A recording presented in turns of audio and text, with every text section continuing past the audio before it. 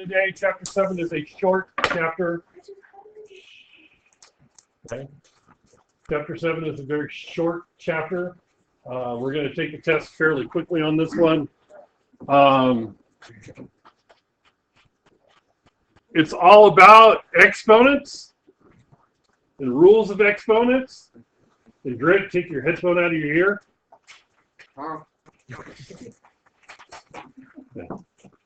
If you learn the rules and follow the rules, exponents are easy. If you don't follow the rules, it's really hard. You can't guess it. You're not going to get it right by guessing it. So first one, zero exponent.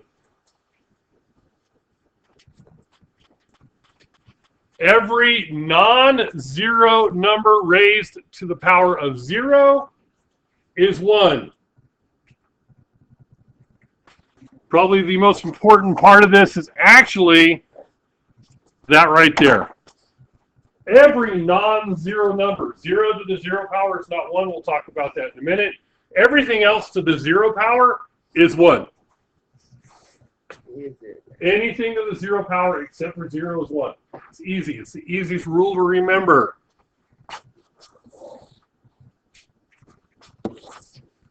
And then we have negative exponents, and this is a little bit harder. Okay.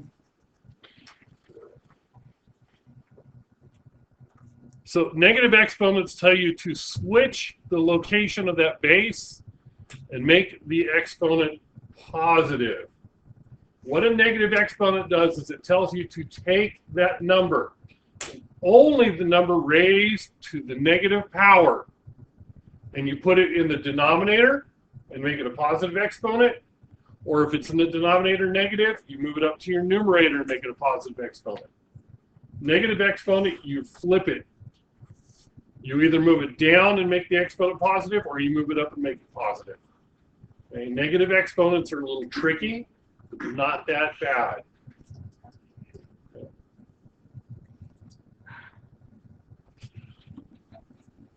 So let's take a look at a couple of examples here. So 2 to the 3rd power.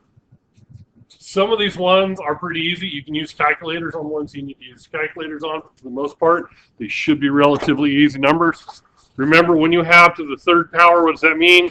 That means 2 times itself 3 times, which is 8. And there are certain ones that you should learn and understand. Yeah, on your calculator, our calculators, they have what's called the caret key. Looks like that. That's called a caret. Over here on the side. That's how you do exponents other than squares. You put in the first number, hit the caret key, hit the second number. 2 to the negative 3 power. Here's where the negative comes into play. You have 1 over 2 cubed. That's what the negative does. The negative takes that thing and makes it into a fraction, puts it in the denominator. So instead of 2 to the negative 3, I now have 1 over 2 to the 3rd power. And we already did 2 to the 3rd power, that's 8. So this is 1/8. Giving that to me as a decimal will not fly. Let's get back to it. Usually. Yeah, you need to be able to understand. Show me that you understand you're getting a fraction, not that you type it in your calculator and get the decimal. I want you to understand that the negative moves it to the denominator. Okay. And what is 2 to the 0 power? It's 1, because what did we say? Power of 0 is 1. So if it's to the 0 power, it's 1.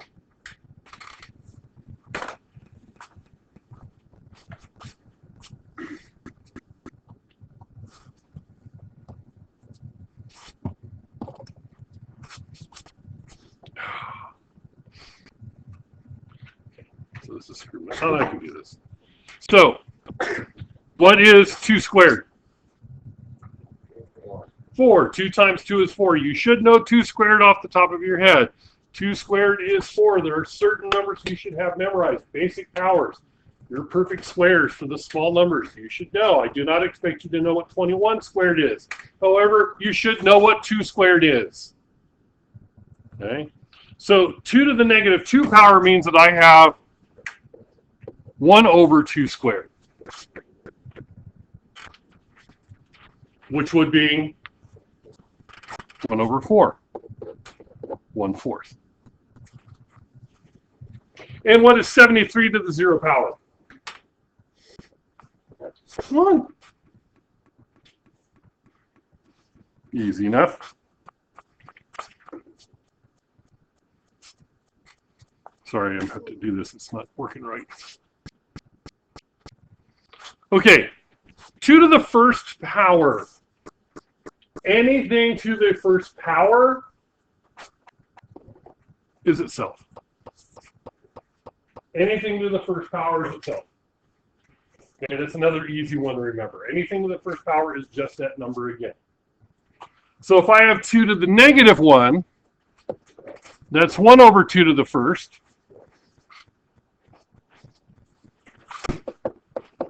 Or 1/2.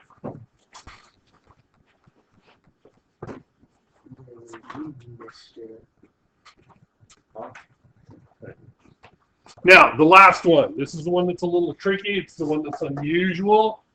0 to the 0 power is not 1. Because, remember, it says anything that is any non-zero number is 0 power is 1. 0 to the 0 power is actually undefined. It does not exist. 0 to the 0 power is undefined. It does not exist. It's an odd one. It's an unusual one. It's the only thing to the 0 power that is not 1. And it is undefined. It's not 0. It's not 1. It's undefined. It does not exist. Okay? Questions? And later on, I will be able to explain to you why using other rules. Okay. This is essentially more of the same thing.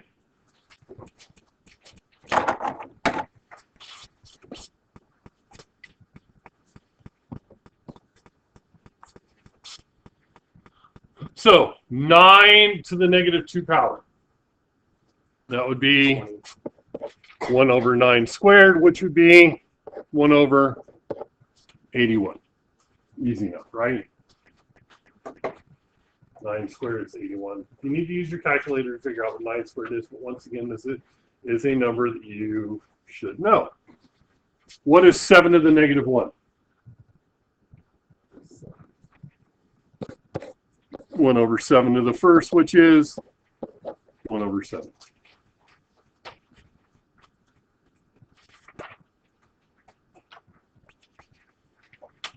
Okay, now we get to variables.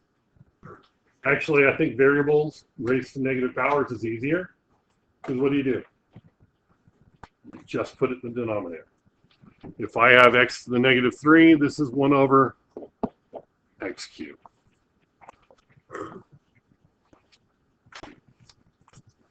That's it.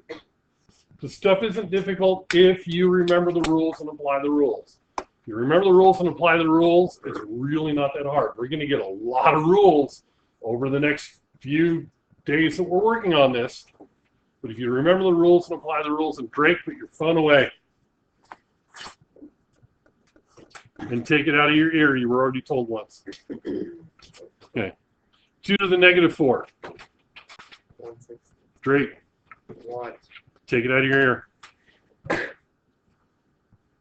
Thank you. Mm-hmm. So 2 to the 4.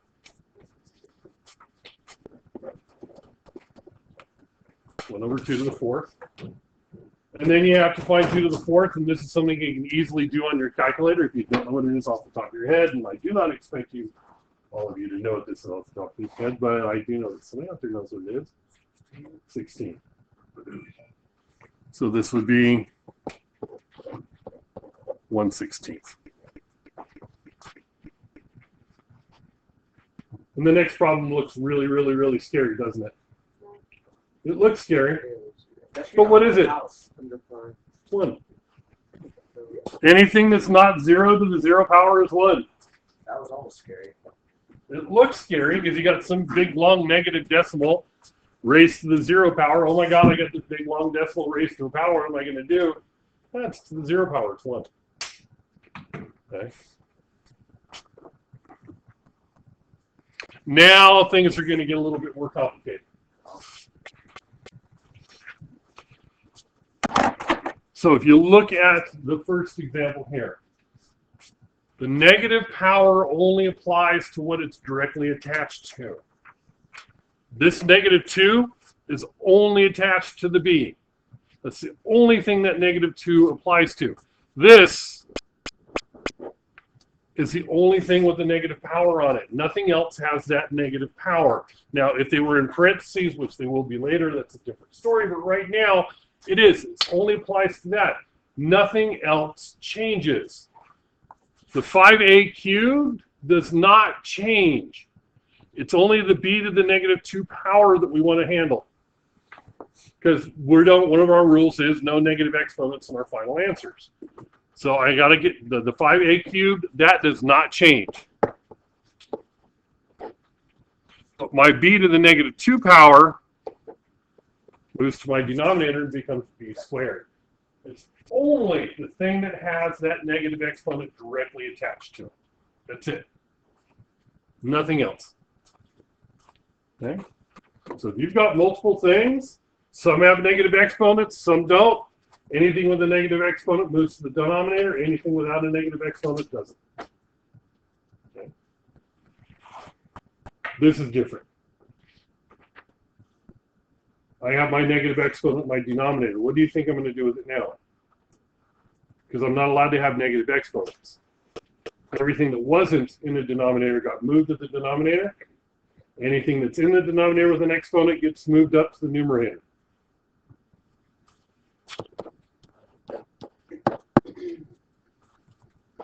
That's what that does. Think about the fraction bar. It's this magic wand that changes the sign of your exponents. As it passes through in either direction, the exponent changes sign. Okay. Questions so far? It's not hard.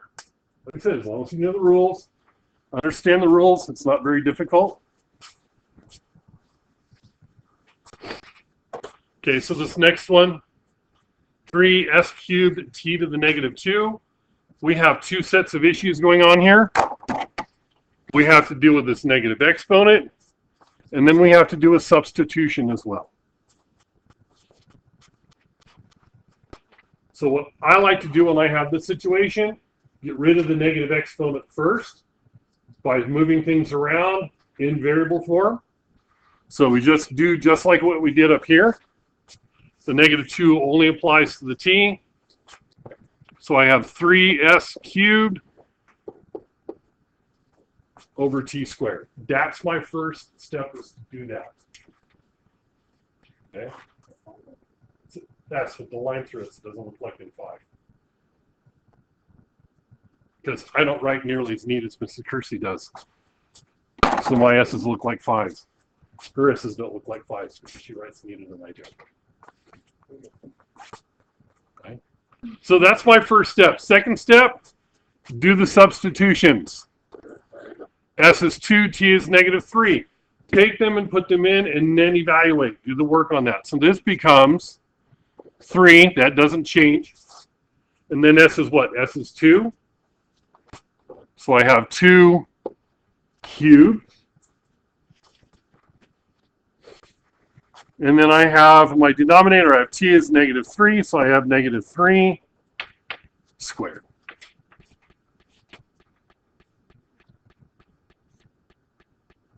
So substitute, now I need to simplify and evaluate. You use your calculators to help you out with this. Do the powers before you do your multiplication, right? Order of operations, exponents before multiplication or division. So this is 3 times, what's 2 cubed? 8. You did that. That was one of the first problems we did, so you should hopefully remember that. 3 times 8. What is -3 squared?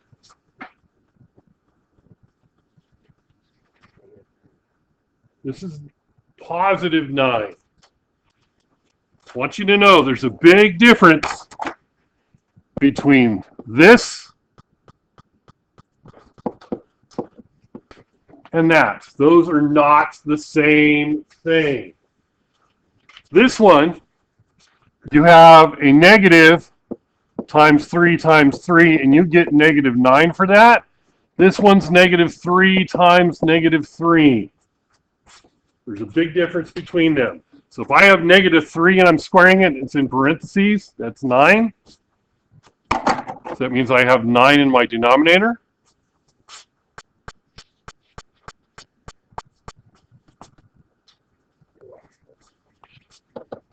(24/9), and then we can reduce your fractions.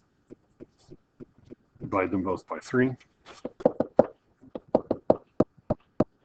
8/3. We haven't done that in a while. Remember, your calculator will reduce fractions for you. If you type in 24/9, it will reduce.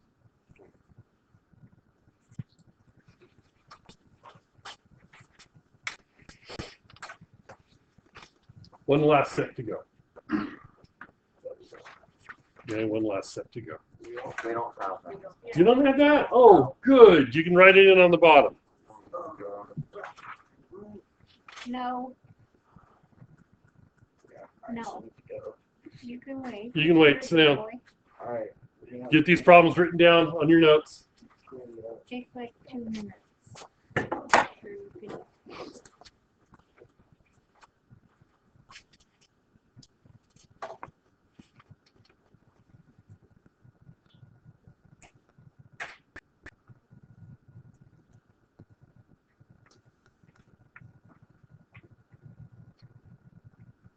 Okay.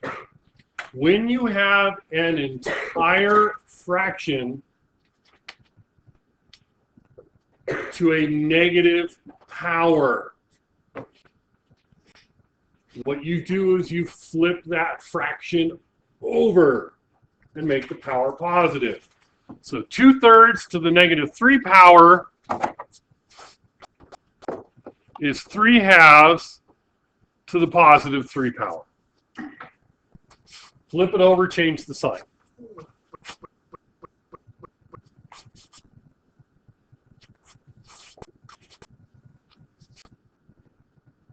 Okay. Yeah, the other part is I still have to cube 3/2. It's not that hard.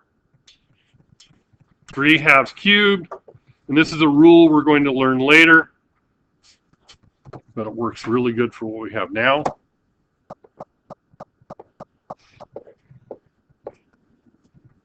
Each part is raised to the 3rd power. You can raise each part of the fraction of the power. It spreads over the fraction. 3 cubed, anybody know what 3 cubed is off the top of their head? 3 times 3 times 3? 27. And then 2 cubed, we've done that a couple of times already today, is 8.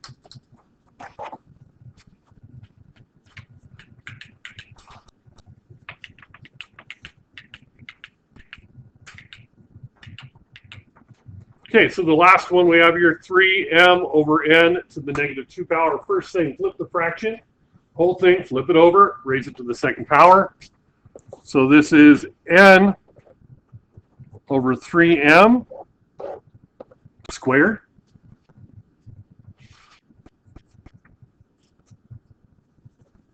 And because we have no addition or subtraction, everything that's in there, because it's all multiplication division, every single individual part is also squared. So we can take this 2 and distribute it to everything in here. So this is n squared over 3 squared over m squared.